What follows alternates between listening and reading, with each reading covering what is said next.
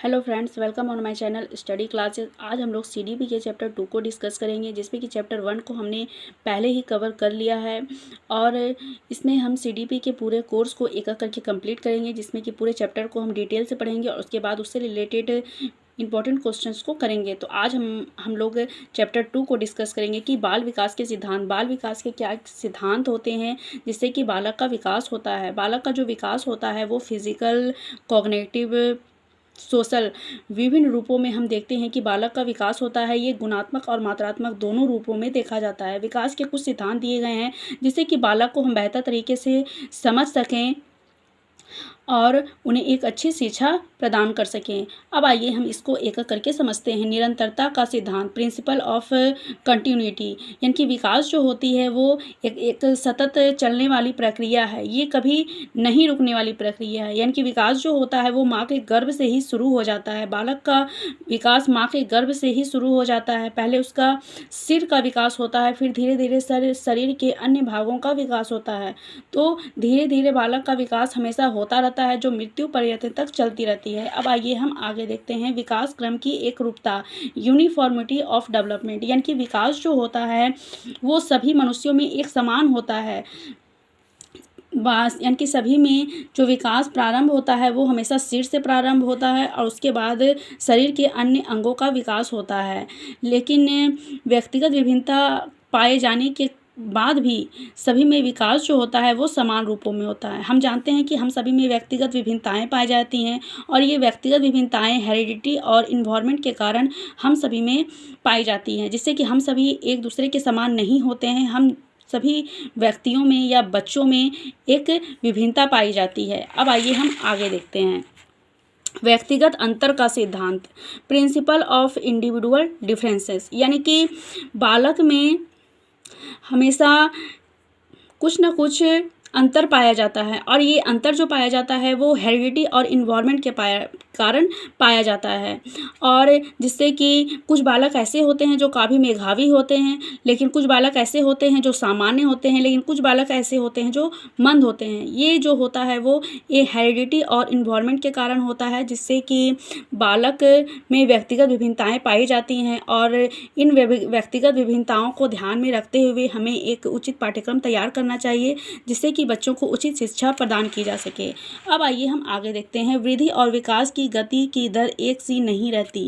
Rate of growth and development is not uniform, यानी कि विकास निरंतर होता रहता है लेकिन इसकी गति जो होती है वो हमेशा एक जैसी नहीं होती है। यानी कि जब बालक शैशवावस्था में होता है तो उसका विकास काफ़ी तीव्र गति से होता है, लेकिन कुछ वर्षों के बाद उसकी गति जो होती है वो मंद पड़ जाती है। लेकिन बालक जब किशोरावस्था में प्रवेश करता है तो उसकी जो गति है वो काफ़ी तेज हो जाती है। तो इस तरीके से बालक का जो विकास होता है वो कभी एक दर में नहीं होता है, वो कभी कम या कभी ज़्यादा होता रहता है।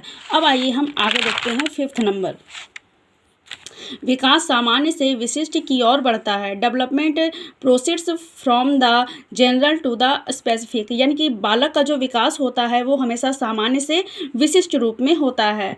पहले बच्चा घिसकना सीखता है, फिर धीरे धीरे वो खड़ा होता है और फिर वो दौड़ना सीखता है। ऐसा नहीं होता है कि बालक पहले दौड़ने लगता है फिर वो घिसकना सीखता है। ये एक सीक्वेंस में होता है और ये सामान्य से विशिष्ट रूप में होता है। इसके बाद आगे है एकीकरण का सिद्धांत, प्रिंसिपल ऑफ इंटीग्रेशन, यानी कि विकास की जो प्रक्रिया होती है वो एकीकरण सिद्धांत का पालन करती है। बालक संपूर्ण अंग को और फिर अंग के भागों को चलना सीखता है। तो इस तरीके से बालक का जो विकास होता है वो एकीकरण के सिद्धांत से प्रभावित होता है। पहले बच्चा सामान्य चीज़ों को करना सीखता है और उसके बाद बच्चा विशिष्ट चीज़ों को करता है। तो इस तरीके से जो विकास होता है वो एकीकरण के सिद्धांत से प्रभावित होती है।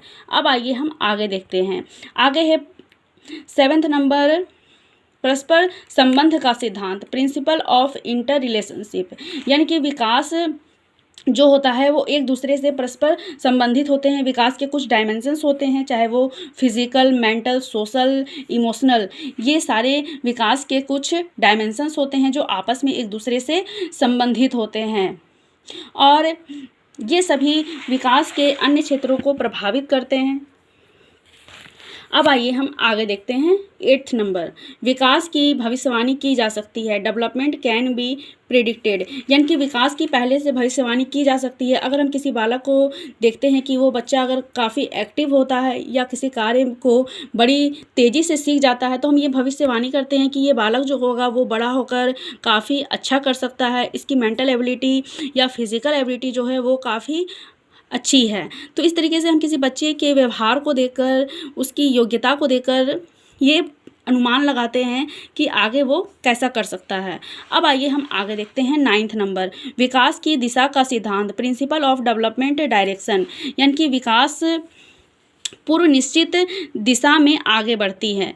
इसके कुप्पुस्वामी ने इसकी व्याख्या करते हुए लिखा है कि विकास सेफेलोकॉर्डल और प्रोक्सिमो डिस्टल क्रम में होता है। अब आइए हम इसके बारे में जानते हैं। सिर पदाभिमुख दिशा, सेफेलोकॉर्डल विकास जो होता है वो सिर से पैर के रूप में होता है। ये तो फ्रेंड्स एग्ज़ाम में अक्सर ये क्वेश्चन काफ़ी आते हैं, सेफेलोकॉर्डल और प्रोक्सिमो डिस्टल।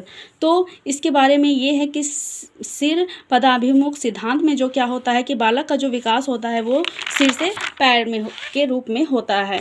अब आइए हम आगे देखते हैं। आगे है समीप दूराभिमुख सिद्धांत, प्रोक्सिमो डिस्टल। इसमें क्या होता है कि बालक का जो विकास होता है वो केंद्र से शुरू होता है और बाहर की ओर होता है।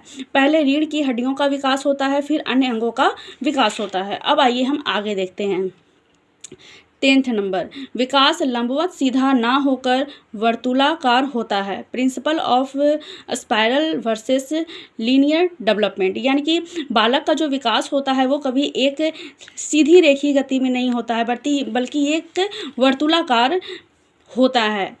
कभी ये कम हो जाता है तो कभी ज़्यादा हो जाता है। अब आइए हम आगे देखते हैं।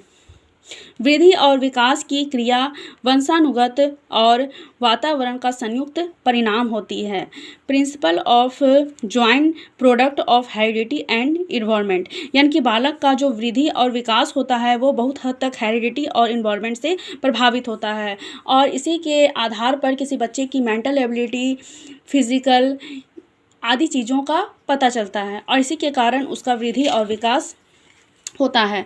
तो फ्रेंड्स आज हमने चैप्टर 2 को डिस्कस किया है और ये जाना है कि वृद्धि और विकास के कितने सिद्धांत होते हैं और किस तरीके से बालक का विभिन्न रूपों में विकास होता है।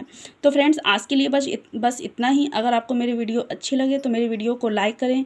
अगर आप मेरे चैनल पर नए हैं तो मेरे चैनल को सब्सक्राइब करें। Thank you.